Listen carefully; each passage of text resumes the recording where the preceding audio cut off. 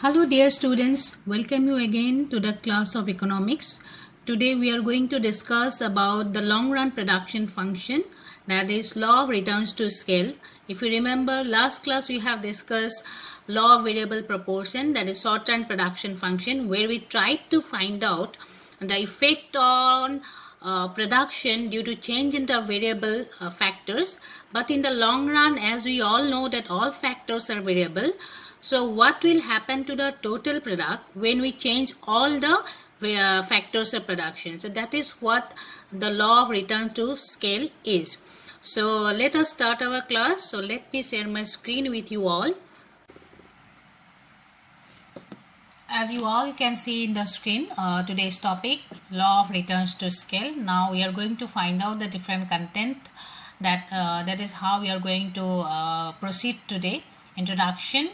I'll introduce the law, some basic concepts or basic statements. Then statement of the law, what exactly the law or how to define the law. Three aspects of the law, that is the explanation of the law, what exactly the law says, and lastly the reasons behind the scale. So we will take one by one.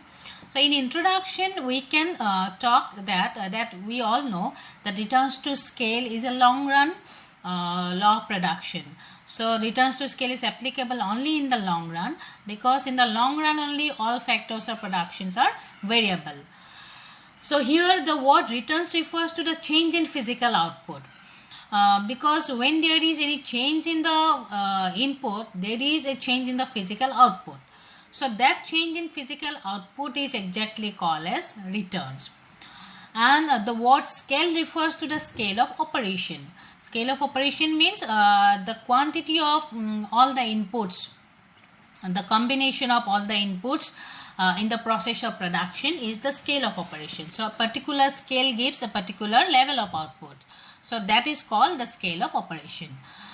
And returns to scale thus means the manner of change in physical output caused by the increase in all inputs required simultaneously and in the same proportion. So what exactly returns to scale is, it says the change in the physical output due to change in physical inputs or due to change in all inputs. But what important here is that we have to change all input, or we have to increase all inputs in the same proportion, not in different proportion. So same amount of labor, same amount of capital. If we consider labor and capital are the two different factors. And then we have to observe what happens to the total production. That is what the law of returns to scale is. So now we are going to define, or we are going to state the law. The law of returns to scale states that when all factors of production are increased in the same proportion, the output will increase, but the increase may be at an increasing rate, or at a constant rate, or at a decreasing rate. So when we increase the inputs in the same proportion, the output will increase, but the increase in output will not always remain same, or not always remain at the same proportion. So sometimes the firm might experience that increase in output is at an increasing rate. Sometimes we will see that increase in output is at the same rate.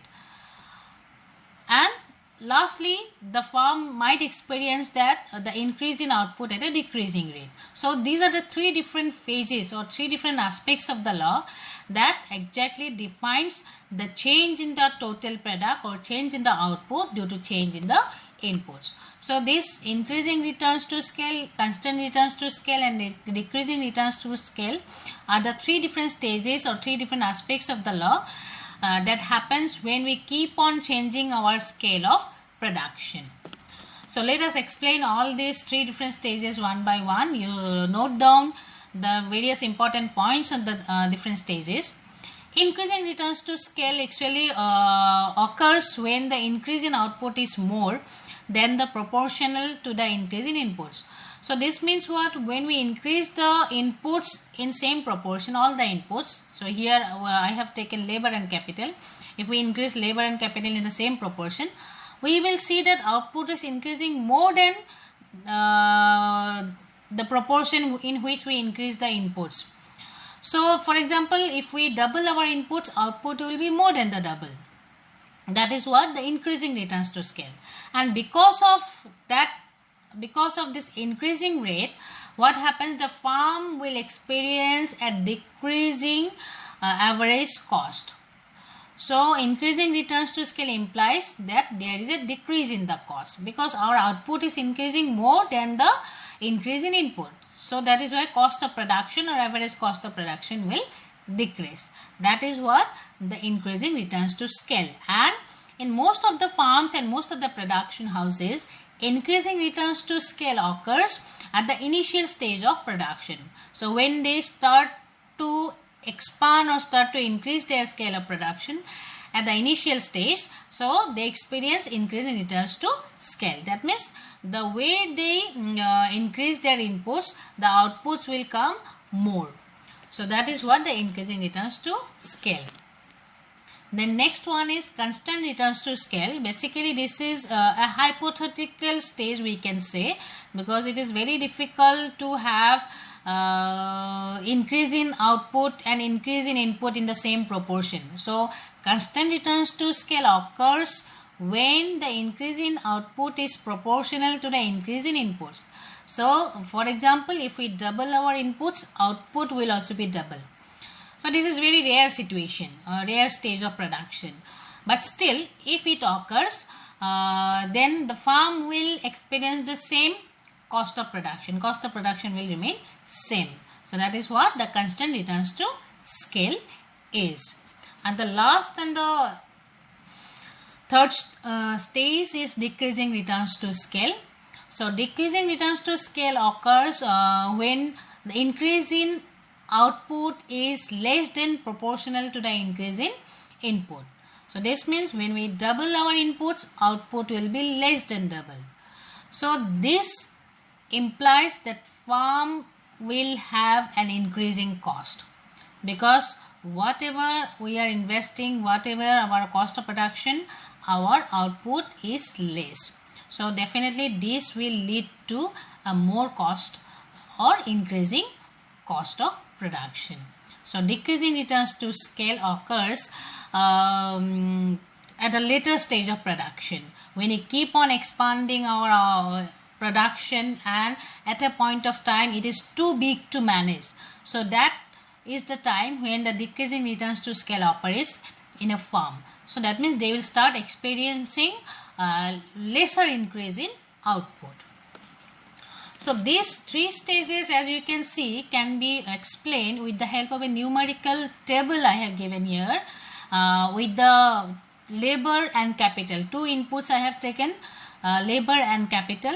So I have shown in the first column changes in the inputs, second column percentage change in inputs, third column outputs, fourth one is change in output, and the last and fifth column is returns to scale. So initially you see in the table we have one capital, one labor. We have one capital and one labor. So what happens in that case?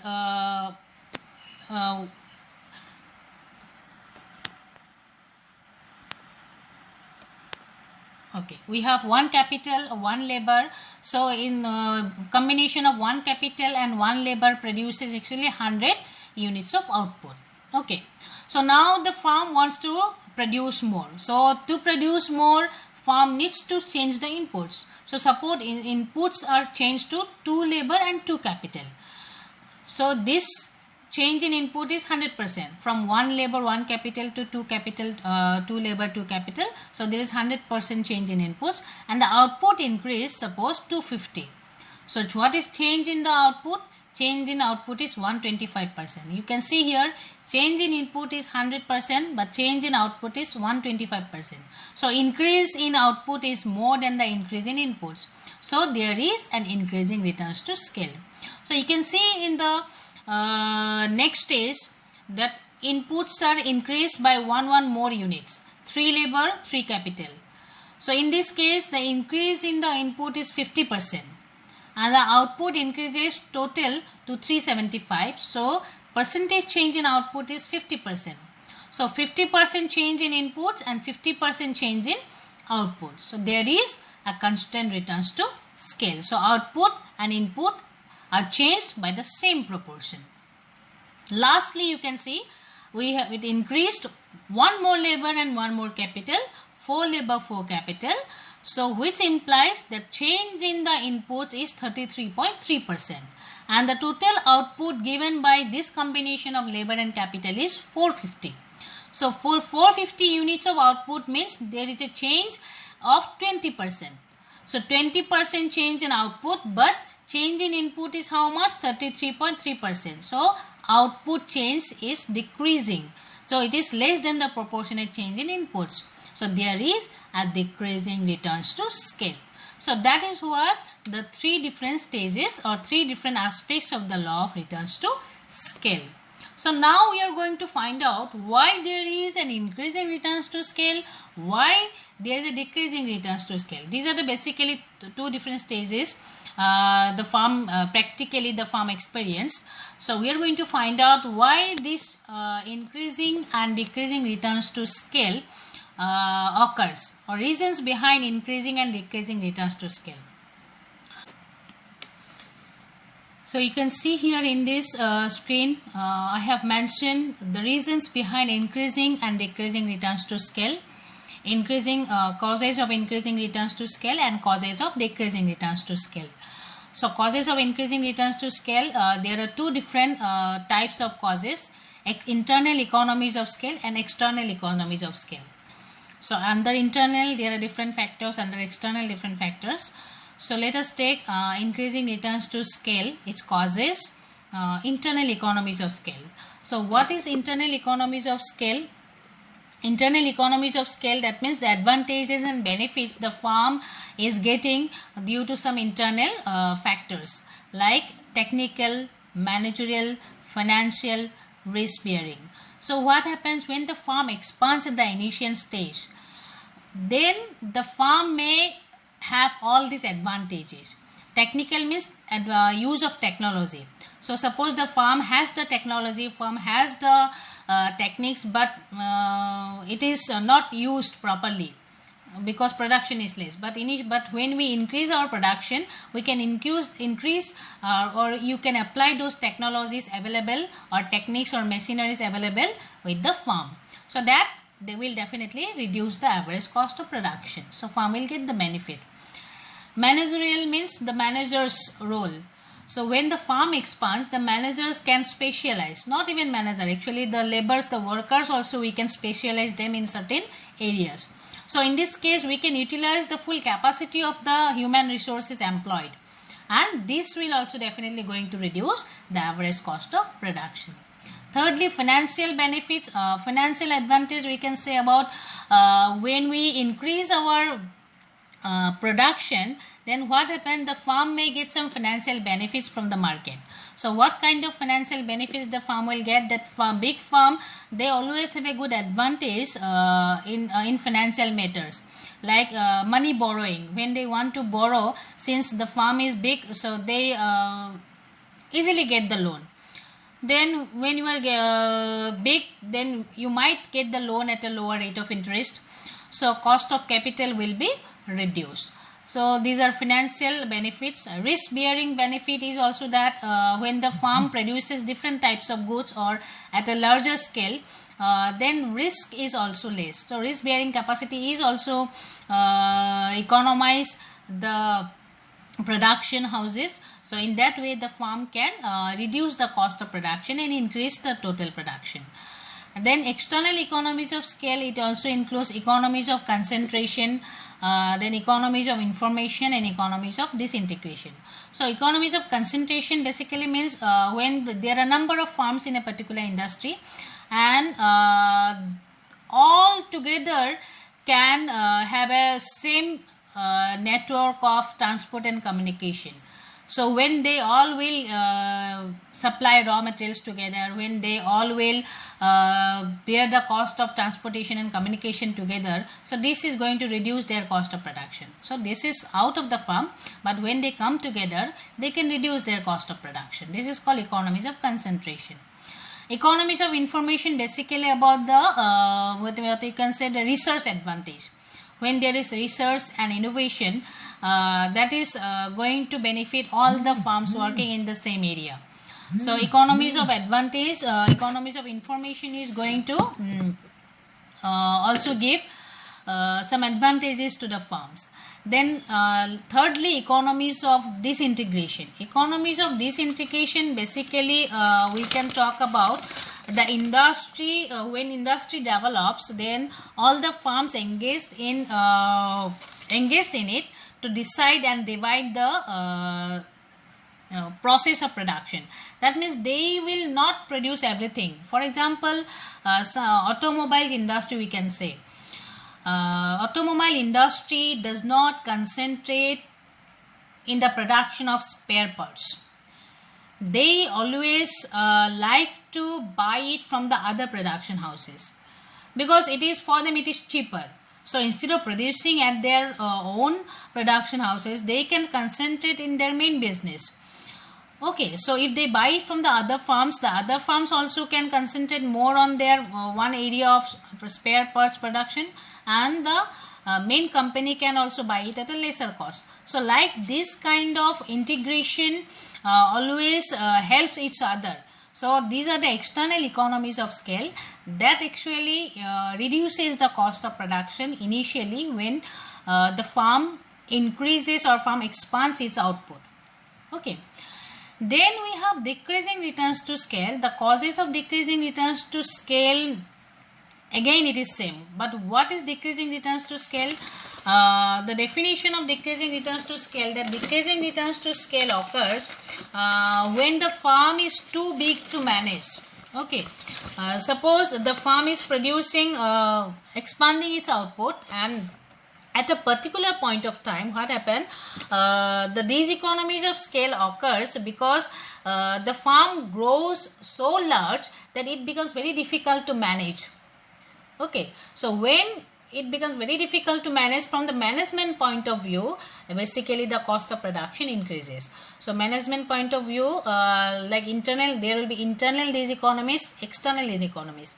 There will be some technical these economies, there will be some financial these economies, risk bearing, managerial. So all these are the different managerial, risk bearing, financial, technical problems that will arise inside the farm or inside the production house, which might increase the cost of production, and that is why there will be a decreasing returns to scale. And other than that also there are some external these economies. External these economies arise outside the farm. So external these economies actually in the form of rise in unit cost because of the expansion of an industry. External these economies may be due to inflation, due to rise in price, due to some policies by the government. So it is external. So that is a different thing, or maybe some tax policies taken by the government on the big industrial houses. So these are the external these economies of scale because of which cost of production might increase. So these are the causes or reasons behind increasing and decreasing returns to scale. So initially when the farm increases its production, so it has lot of advantages from the market, from the managerial point of view, from the technical point of view, and when we work together also there will be a number of advantages farms can have together, which actually reduces their cost of production. But when they keep on expanding, at a certain point of time, what happens? The farm becomes too big that they need different problems arises, maybe workers and managers. So managerial problems is always there when the farm is too big. So managerial problems, financial support also, they need lot of money, they may not be able to get. So all these problems will arise at the later stage of production, and external these economies are always there. So all together will reduce the, it will increase the cost of production. So this is how the increasing and decreasing returns to scale operate, or scale occurs in a farm or in a production house when they keep on expanding or keep on increasing their scale of production. So this is what the law of returns to scale. Three different scales: increasing returns to scale, constant returns to scale, and decreasing returns to scale. So I hope this simple explanation will help you to understand the long run production function and the law of returns to scale. Next class we will come with a new topic from a new unit, from the same unit actually, subtopic, I think cost. So we'll come up with that. So till then, take care. Bye.